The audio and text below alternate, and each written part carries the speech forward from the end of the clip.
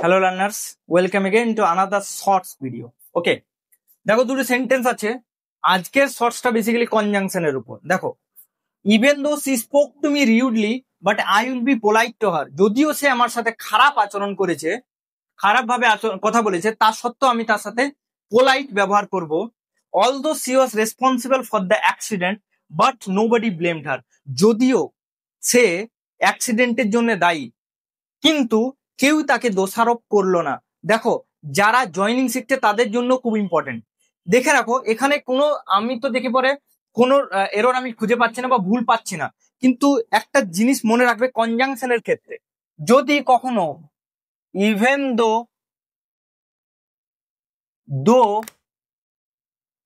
বা অলদো থাকে,